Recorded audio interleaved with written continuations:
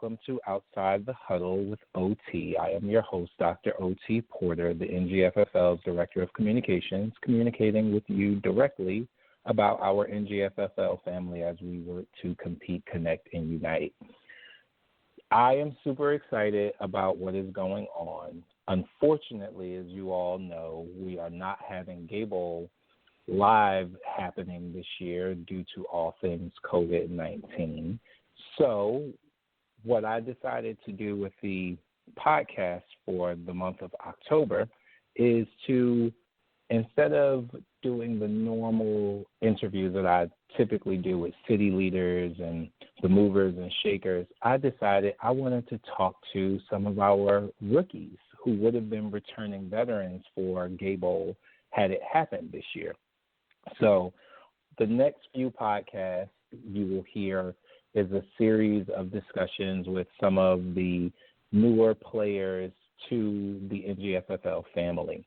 I'm really excited about having this first gentleman on with me.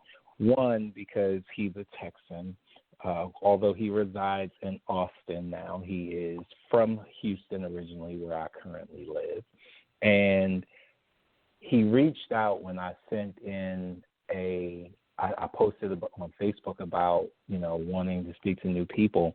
And his message to me was so beautiful. And I had to talk to him. And I'll share the message and then I'll introduce him. But the message after I posted on Facebook, he says, "Hello, I played my first Gable in New York City, and if you're still looking for people to interview, I'm interested. However, if you get a trans or female player after I've asked, I would love for them to take priority first. Those voices need to be heard." Immediately, I knew I wanted to interview him because how gracious, how kind, how amazing. So without further ado, I will introduce Mr. Inmer Cardona. Hi, Inmer. Hey, OT. Thank you How you so doing? much I'm doing good. I appreciate you giving me this time to not only share my experience, but also talk to you and share my experience as well with others that potentially might be going to their first Gable in Toronto. And I truly appreciate your message and also just giving me this opportunity. So thank you.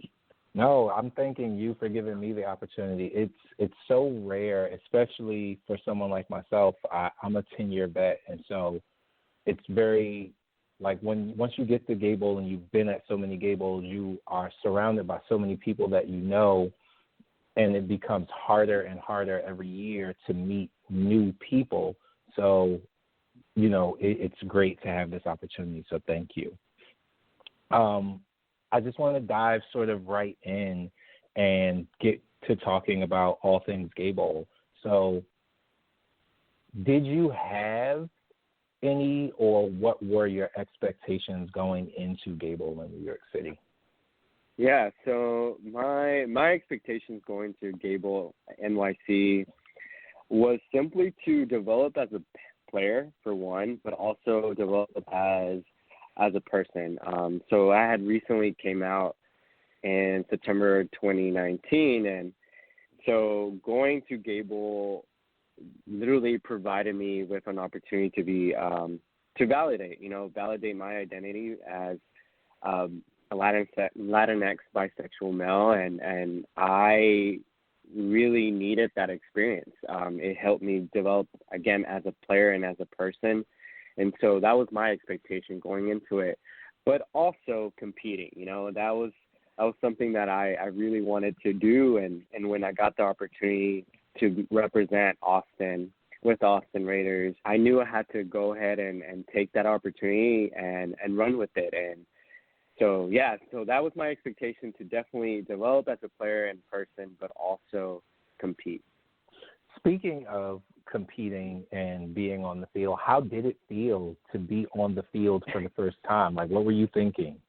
Yeah, I was nervous. I was nervous as hell, and that was just it was scary. It was scary when I first stepped onto that field, because I was like, well, I'm used to what the league in Austin provides, right? And I'm used to playing with people that, that I've played with, already going into it. And when I first walked onto that field and I looked at my view of NYC, right, and just the other players too, I was like, oh snap, like I'm hella short and these are so tall, like I don't know what is gonna happen. And so yeah, I was definitely nervous, but I was also anxious to kind of see what I was made of. And so that was kind of like my first like feeling and what I was thinking when I first hopped onto that field, for sure. Yeah. The view, you talked about the view. That view was amazing. It was. I got lost in the view multiple times, and I grew up in that area, so it wasn't even anything new for me. But it was breathtaking. I agree. So for me, go ahead. No, this is your interview. No, for me, it was just like you said, like it was just, I don't know, it was a moment of reflection as well, because I was like, man, like I'm in NYC playing a sport that I literally just learned how to play. Wow. And then another thing too about that was that I was just like, man, like, who would have thought that I would be in NYC competing in a national gay flag football tournament? And that was something I never envisioned, and I'm so thankful that I was able to join, the Austin Gay Flag Football League, because I would have never had, that experience. And it's truly breathtaking, like you said. Like, it's crazy just to kind of, even to start thinking about it right now, because I'm like, man, like, I can hear your emotions. Yeah. Yeah. Another thing that you talked about, you said you just came out last year, right before Gable. You were also featured in the NFL Films piece, correct? Yes, definitely. Yeah, that was crazy. That was crazy. Yeah. I remember seeing you. It was you and one of your teammates. How was that? Because as a person who just came out of the closet, now you're not only out of the closet, you are all the way out, because that was national. Like, that went everywhere.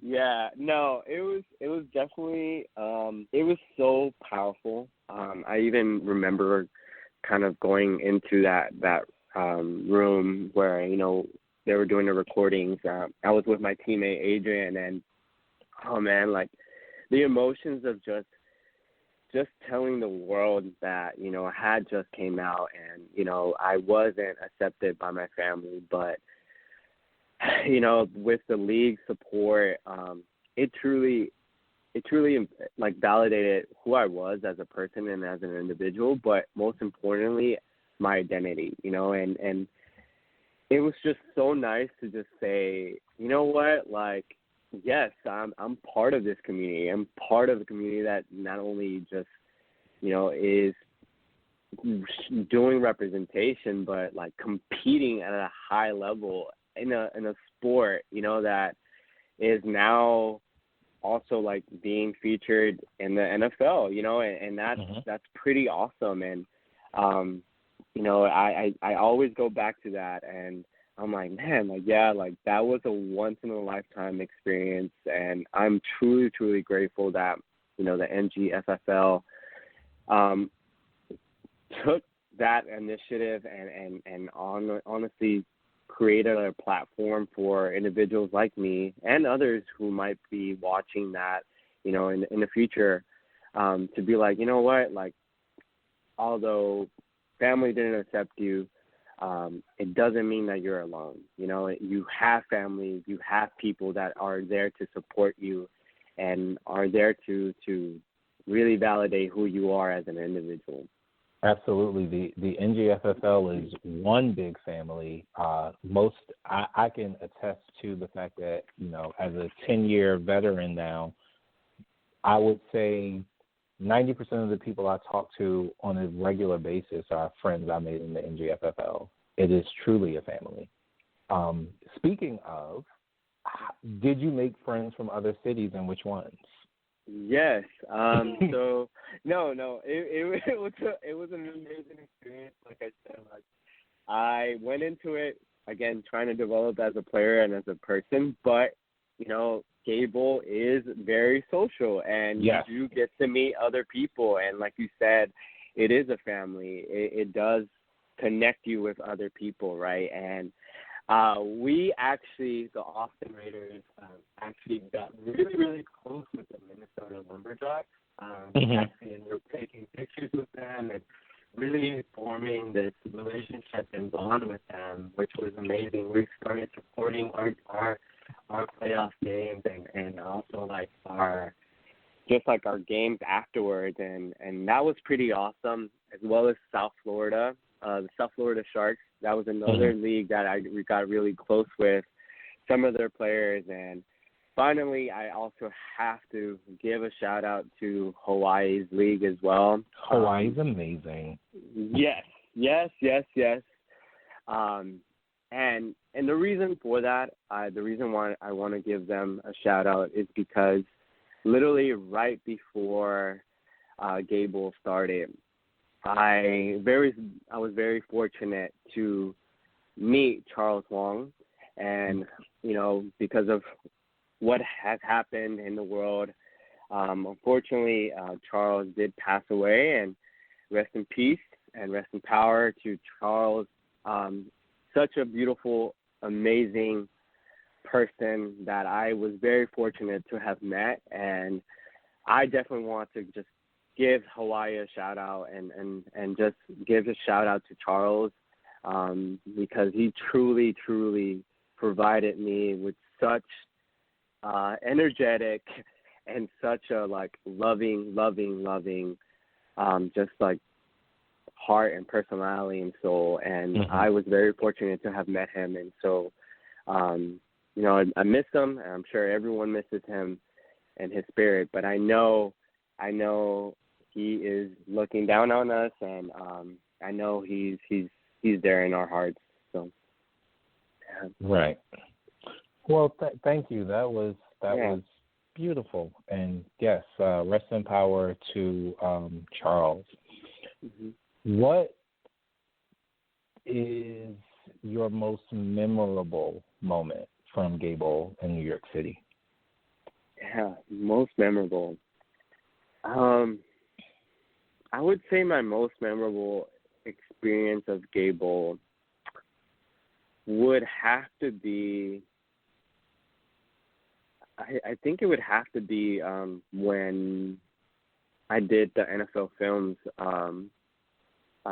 series or segment, because and the reason for that, I say that because again, that was something that I never once thought that the NFL would even highlight, and for them to actually take initiative to highlight these voices that are often and usually invalidated, and also just often not heard. I think it was a great opportunity to not only showcase that, hey, we can compete. We are here, and we are here to really represent for our community, not just as individuals, but also as athletes. And I think that was the most memorable experience, and I think to this day it's something that I will always cherish. So thank you, because I know you had a huge part in this, and so I definitely want to appreciate you, and I appreciate you for doing this, because that was something that was very memorable, and I'll always keep in my heart for sure. Thank you. If there is a person, individual that this podcast magically reaches, and that person is apprehensive about joining the NGFFL, what words would you want that person to hear? Yeah, that's a great question. I would say, I will say that I would really want to tell our trans brothers and sisters, and also our women within the the community, to really don't be afraid. I know oftentimes, majority of the times, I should say, your voices are invalidated, your voices are not heard. But I want you to know that we are here for you. We want you to play. We want you to showcase that you are competitive as well. And honestly, y'all are sometimes even better than me. So I will say, you know what? Like, I've seen some of our trans brothers and sisters and women like really, really compete and like be beasts. And so I would just love to see more of that representation, not just within my league, but I want to see that representation in the whole like NGFFL like community. And so that's what I want. I want people to hear, and hopefully by hearing that, we will see that in Toronto. Yes, and not for nothing, and whoever is listening can be upset with me. I think two of the three best quarterbacks in our league are from the women's division. I'm not saying names. I'm just saying what I've seen. That's all. You said what you said. I said what I said. Yeah, I believe two of the three top quarterbacks in the league are in the female divisions or women's plus. So that. I'm going to wrap up, Inmer, but I want to ask you one more question before we close out. And I'll just ask it. What do you believe will be the lasting impact of your first Gable experience? Oh, good question. I would say the lasting impact of my first Gable experience would have to be, honestly, stepping on that field with my Austin Gay Flag Football League family. When we took our picture with all the teams, both it's like Austin Raiders, Austin Capitals, even our women's team, our Lady Caps, that was the most beautiful experience and the most memorable, lasting impact for me, because we took the picture all together and with the NYC background, and that till this day is something that continues to live with me, because those individuals really have been my rock. They have been my family. They've been my support system, and they continue to validate me daily. And for that, I will say that will continue to be one of the most impactful, lasting experiences of my first Gable in NYC. And see, people, do you all of you listeners, can you understand why I gravitated to this man? Like, listen to him. He's amazing. Inmer, thank you so much for doing this. I cannot thank you enough. I appreciate you. This was lovely and beautiful and everything I wanted it to be. I think people are going to hear this, and it's going to emotionally move them, because it certainly emotionally moved me, and my heart is black. So I'm kidding. I'm an amazing person. Everyone knows that. But I was about to say. Thank you so much, Inmer. I can't wait until we can get back on the field and compete, connect, and unite again. Shout out to everyone in Austin. That league is so dear to me, so I'm so happy that you are with that fantastic band of people. And I can't wait to see you hopefully before Toronto, but definitely back on the field as a returning veteran. For sure. No, thank you so much, OT, and I truly appreciate your time and consideration, but also for creating this experience for people to share their story. I think it's very important to allow a space and opportunity for people to share their story, right, and their narrative, because that usually is sometimes often forgotten. And I just want to say thank you so much, and I can't wait to step back on the field in Toronto, but also before that, and hopefully we can meet soon. And I, again, thank you so much for everything that you and the board and everyone does in order for us to continue to represent and compete. So thank you. No problem. To all the listeners, thank you for joining us on Outside the Huddle. Continue listening. There's a whole series of these that are coming, so keep listening and have a wonderful day. Make it great. Good night, everybody.